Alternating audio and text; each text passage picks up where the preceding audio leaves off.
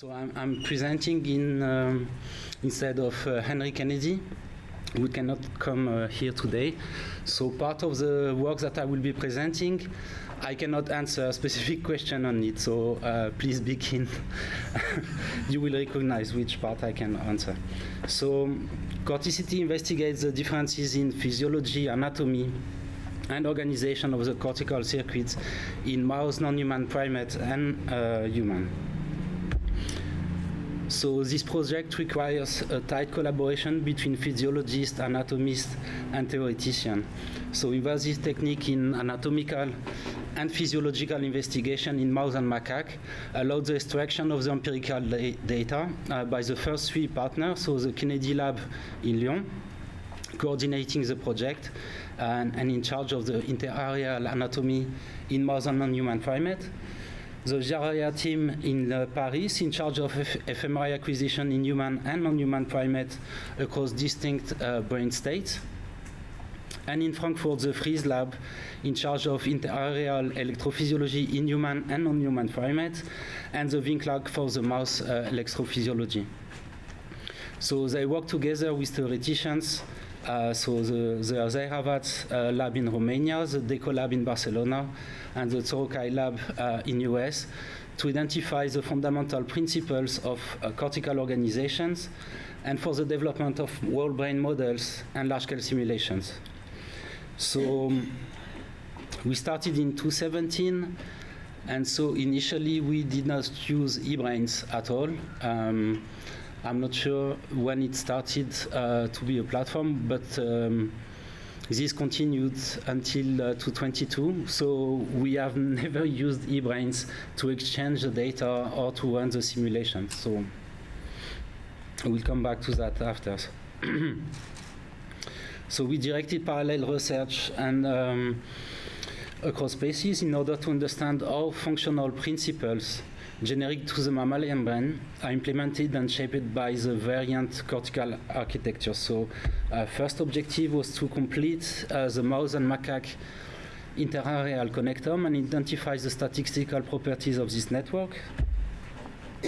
Second one, to determine the integration of feed-forward and feedback interareal pathways into the local microcircuits in order to clarify the local global integration. Third, perform the electrophysiological investigation of hierarchical processing in the mouse, human, and non-human primate. Compare and contrast the physiology and structure of the cognitive architecture subtending consciousness in human and non-human primate. 5, develop methods for comparing the dynamics and the structure of the cortical networks in rodent, human, and non-human primate.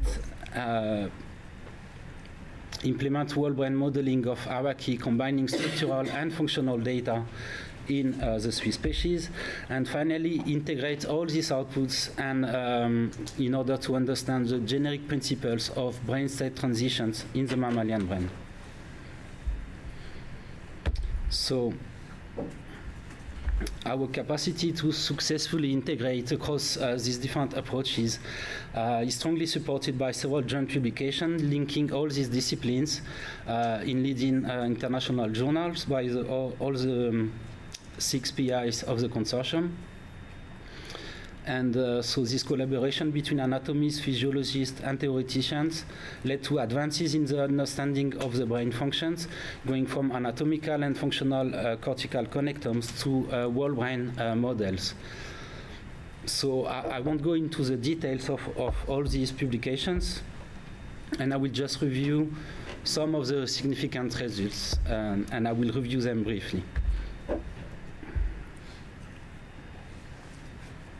So first, we identified the architectural and functional principles of the mammalian connectome. So this work has generated a large database on interareal connection weights and quantitative measures of laminar distributions, as well as atlases of mouse and non-human primates. So by using track tracing in mouse and macaque, we identified architectural principles of the mammalian connectome. A general rule applying across rodent and non-human primates is a hierarchical distance rule, which is based on the precise quantification of the laminar distribution patterns of cortical projection between areas. And so this rule, we first identified it in macaque in 2014, and we describe it in 2021 as a structural basis for the local integration of the global information. And we identified in 2018 that it is also governing the mouse visual cortical network. However, some of the mouse visual network also contains multiple non-hierarchical features that we identified as a evolutionary ancient motif of the mammalian brain.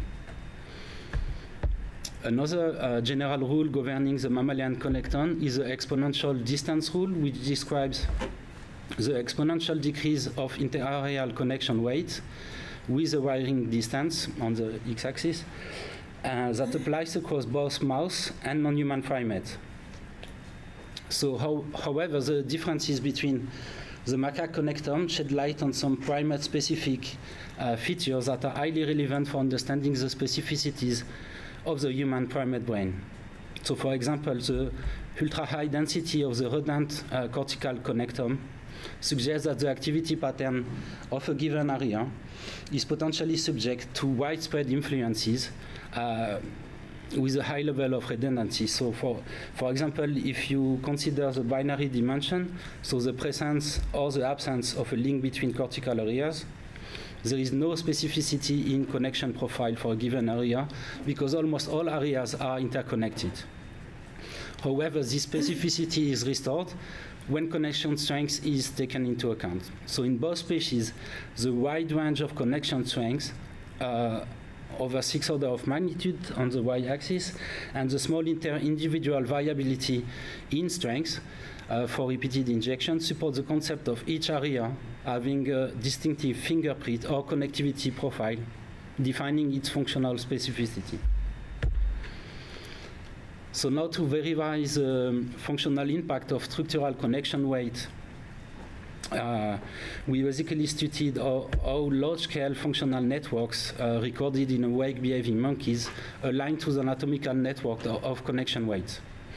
So briefly, we demonstrated that first, inter-area networks are functionally organized in distinct modules with specific synchronization frequencies.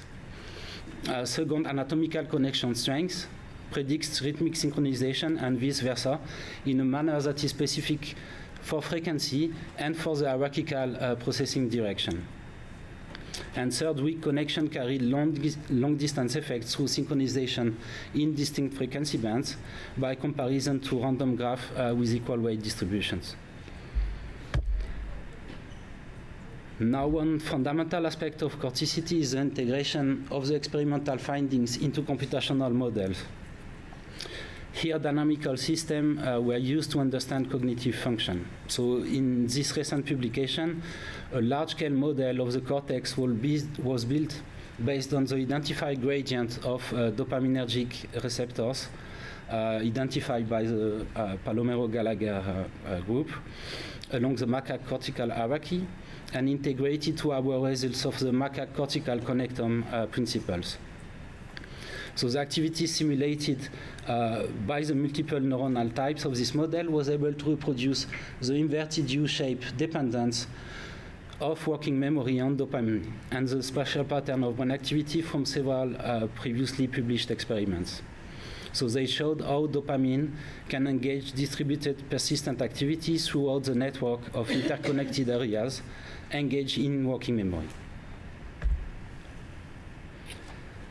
Further, dynamical systems were used to understand altered brain state and verify functional impact of structural long-range connectivity in the human brain. So this work from Gustavo Deco studied which are the key topological feature of connectivity generating the dynamics underlying efficient cortical function. So a candidate feature that has recently emerged is what we have seen earlier, the exponential distance rule, which include a small proportion of long-range, high-weight anatomical exceptions. So whole brain models constrained by connectivity matrices that include the long-range exceptions or not were thus compared. And by comparing the model dynamics to those obtained using large-scale neuroimaging data, they found that rare long-range exceptions are crucial for significantly improving information processing. Gustavo Deco integrated the data acquired by Bashir Jariara in order to understand altered brain states. So they investigated the mechanism leading to transition between different states of consciousness, such as awake or anesthesia, in both human and non-human primates.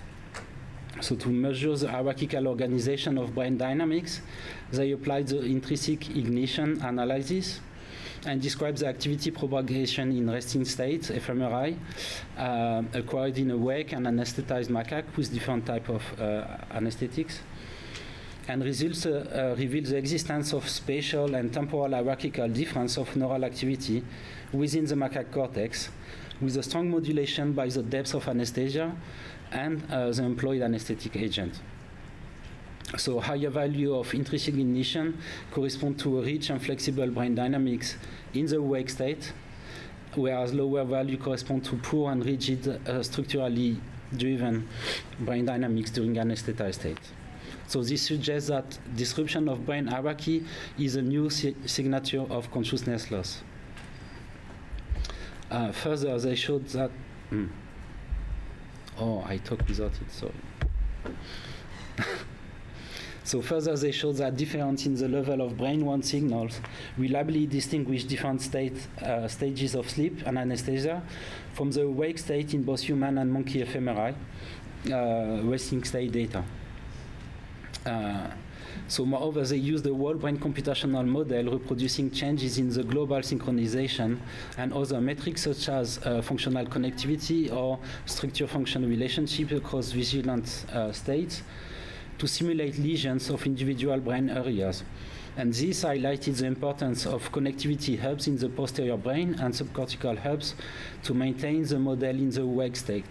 And this was also predicted by graph theoretical analysis of the structural data.